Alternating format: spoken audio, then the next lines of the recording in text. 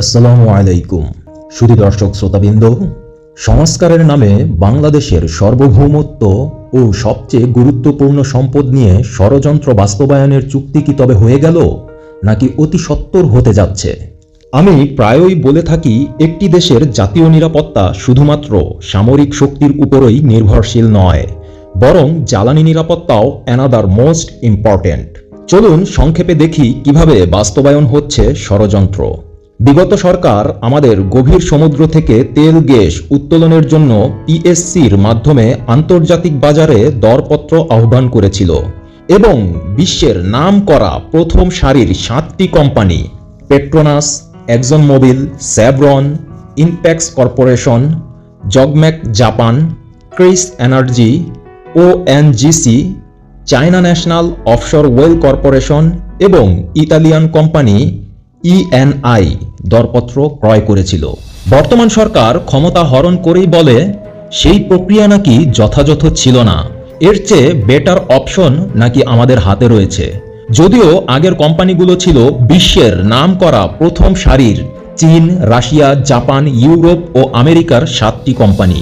NGO সরকার সংস্কারের নামে আগের সবকিছু বাতিল করে দিয়ে আবার আইওয়াশ দরপত্র আহ্বান করে বিশ্বের সেরা সেরা কোম্পানি তো দূরের কথা, ভাঙাচোরা একটি কোম্পানিকেও পায়নি। এটি তাদের কথা, আসলে পায়নি নাকি অন্য কিছু সেই বিষয়ে আর না বাড়ালাম। তাদের কথাই যদি ধরি, তবে এর থেকে প্রতীয়মান হয় যে বাংলাদেশের ভবিষ্যৎ বিনিয়োগের পরিস্থিতি কোন দিকে যাচ্ছে। আমাদের বঙ্গোপসাগরের অন্যান্য ব্লকের কথা বাদই দিলাম, বিগত সরকারের আমলে আমাদের গভীর সমুদ্রে ত্রিমাত্রিক অনুসন্ধানের মাধ্যমে জানা গেছে যে শুধুমাত্র 12 নম্বর ব্লকেই মজুদ আছে প্রায় 100 ট্রিলিয়ন ঘনফুট গ্যাস। এর বাজার মূল্য কত হতে পারে ধারণা আছে?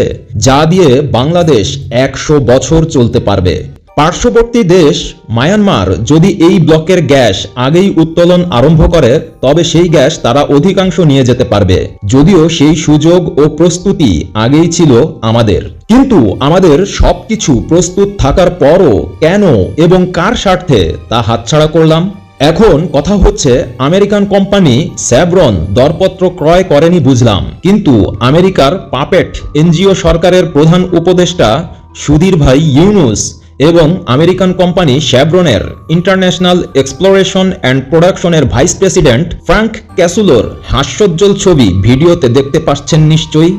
শেভরনের নাকি আমাদের গভীর সমুদ্রের তেল গ্যাস উত্তোলন নিয়ে সুন্দর পরিকল্পনা আছে এবং আমাদের গভীর সমুদ্রের তেল গ্যাসের বিষয়টি তারা সমাধান করে দিবে।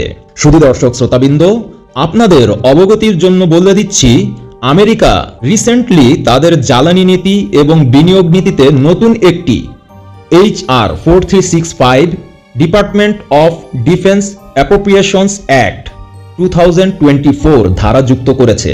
তাতে বলা হয়েছে, যে কোনো দেশের সাগর থেকে গ্যাস উত্তোলনে যদি কোনো আমেরিকান কোম্পানি বিনিয়োগ করে, তবে সেখানে নিরাপত্তা চুক্তি স্বাক্ষর করতে হবে।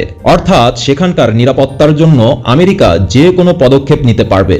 মানে দরপত্র বাতিল করে দিয়ে আমরা রুমে বসে সেভরনকে সমুদ্রে গ্যাস উত্তোলনের কাজ দেওয়ার মাধ্যমে আমেরিকার নিরাপত্তা চুক্তির অধীনে চলে যাচ্ছি। আর আমেরিকা চাইলে চুক্তি অনুযায়ী নিরাপত্তার জন্য আমাদের বঙ্গোপসাগরে তাদের যুদ্ধজাহাজ বা রণতরী বা ঘাঁটি করতে পারবে। নিরাপত্তা বলে কথা। এখন চট্টগ্রাম থেকে কারো ঠিক করে দেয়া ব্যক্তি যদি ম্যাটিকুলাসলি সমুদ্রের দিকে ঢিল ছোড়ে, তবে সরকার বলবে এই কাজ অমুক করেছে তমুক করেছে, কাউকে কোনো ছাড় নয়। আর আমেরিকা চুক্তি অনুযায়ী বলবে, আমি অত্র অঞ্চলের নিরাপত্তা নিশ্চিত করতে চলে এসেছি, সকল বালা মুসিবত হটিয়ে আমি তোমাদের শান্তি স্থাপন করে দেব। আসলে এসব নিয়ে আগেও আমি বিভিন্ন প্রতিবেদন করে কতিপয় অবোধ বাঙালির হাসির পাত্র হয়েছিলাম। আবার অনেকেই বলে থাকেন আমি নাকি গুজব ছড়িয়ে বিভ্রান্ত করে থাকি। আমার প্রতিটি প্রতিবেদনের রেফারেন্স আমার কাছে অবশ্যই থাকে, কিন্তু যথাতথা অযোগ্যের কাছে রেফারেন্স বিলি করা আমার কাজ নয়। তবে বর্তমানে চলে যাচ্ছে সব নিয়ন্ত্রণের বাহিরে, কিন্তু দেশের সার্বভৌমত্ব ও ভবিষ্যৎ নিরাপত্তা নিয়ে দেশীয় সংবাদ মাধ্যম একদম চুপ। আমি আরো বলছি, আমেরিকার এজেন্ডা বাস্তবায়নের জন্যই ম্যাটিকুলাসলি এত কিছু ঘটেছে এবং ঘটছে বাংলাদেশে। কিন্তু কে বুঝে কার ষড়যন্ত্র, কে বুঝে কার ভাষা? ব্রিটিশদের ভাষায় আসলেই আমরা হুজুকে বাঙালি। ধন্যবাদ সুধী দর্শক শ্রোতাবৃন্দ। আসসালামু আলাইকুম ওয়া রাহমাতুল্লাহি ওয়া বারাকাতুহু।